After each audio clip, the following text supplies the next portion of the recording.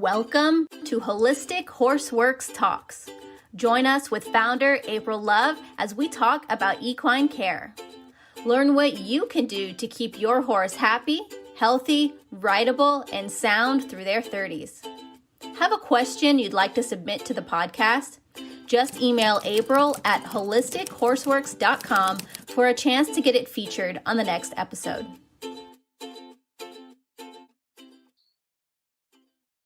Hi, this is Lillian. I'm here with April Love. I have a question about a friend has a horse that won't pick up the 1 foot. He'll pick up 3 feet fine, but the 1 foot he just will not pick up. Is this a training issue? Is it something else? So what I've noticed is, and you have to kind of look at the feet that they do have. If they're sore, laminitic, if you took shoes off, a lot of times they just don't want to put all their weight on the other hoof. I've had people tying a foot up, putting a rope around it, pulling it, and I'm just like going, oh my God, I can't watch.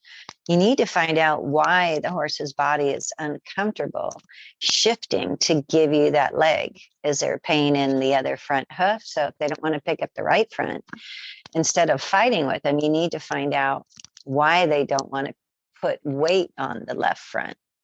If we think they're a little bit laminitic or stone bruised or hoof sore, a good thing to do is to point your horse uphill so that more weight is on the hind. The other thing you can do is get a piece of carpet or something that's soft to stand on, or a piece of rubber mat that's squishy, and walk them up to it, have the other foot on that, and see if they will then pick it up. You need to rule out the knee, the fetlock, the shoulder, pain in the hoof. But it's not so much of why won't they give me this one, it's why don't they want to shift more weight to the other one. So in the front, it's usually gravel, white line, pain in the frog. My hoof-soaks are amazing for that. I highly recommend the UC Davis soaker boots. And the first day your horse is like, what are you doing? And the second day they're like, yes, please. And they stand there for an hour and they love it. So the recipe is 32 ounces warm water and a whole cup of Epsom salt. You just need the warm water to dissolve that. And 2 full dropperfuls of Dynamite liquid trace minerals. If you only pull up half a dropper full, you have to do double. So you have to do 4. And that's just for 32 ounces of water, which is like your smoothie juice shaker cup.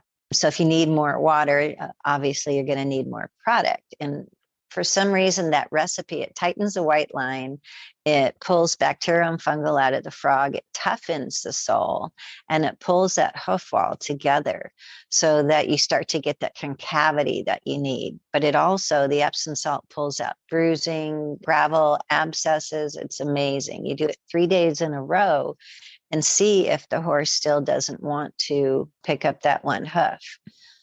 But again, like I said, if you shift the weight to the rear hooves more by having a little bit front end or something padded under that other hoof, you should see that they're willing to give you that hoof now.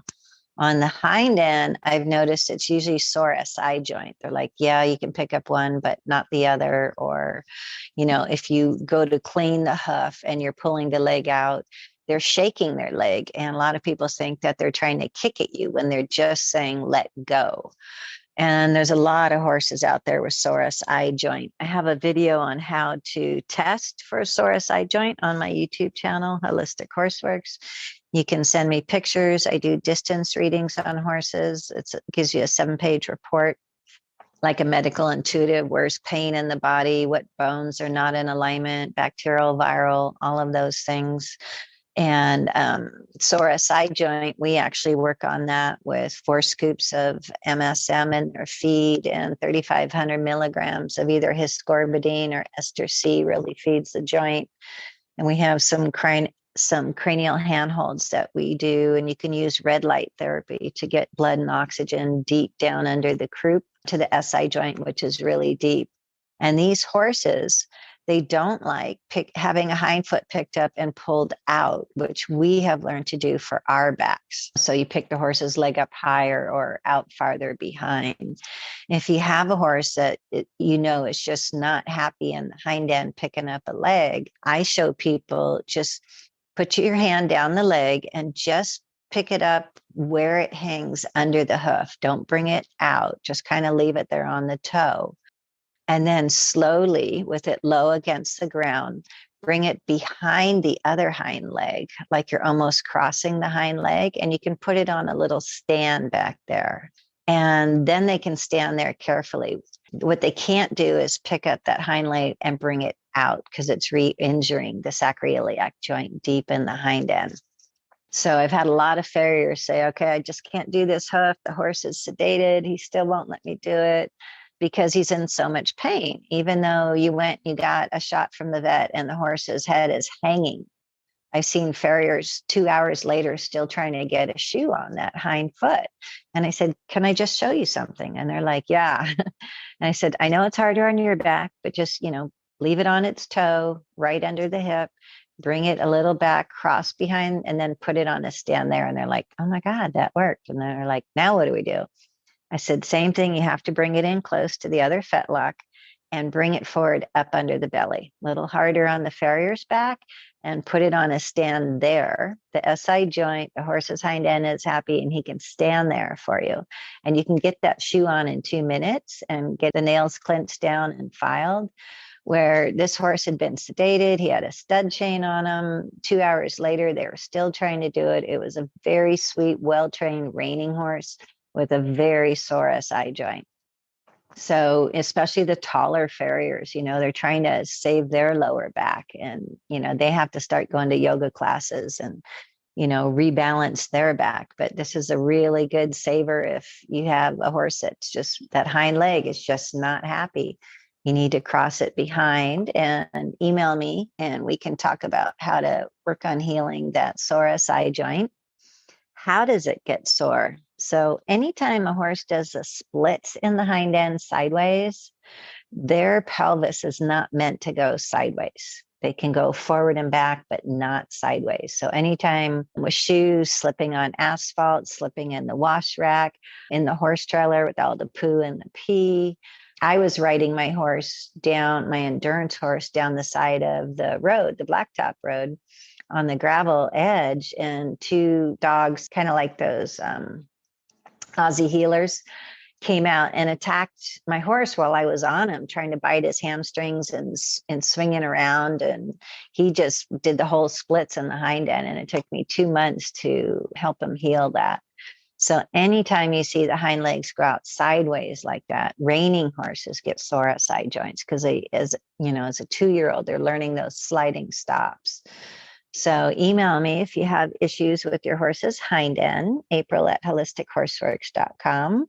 And on my YouTube channel, Holistic Horseworks, you'll find something about how to tell if your horse has a sore SI joint. So that's what we need to do when a horse doesn't want to pick up a hoof. This isn't the first time you're trying to train a horse. This is when you just notice that there's, one they're more resistant to than the other ones. You need to see why they don't want to load the other ones.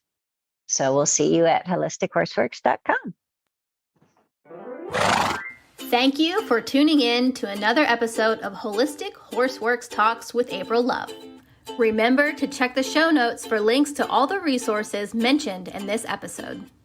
Have a question you'd like to submit to the podcast? Email April@holistichorseworks.com for a chance to get it featured on the next episode.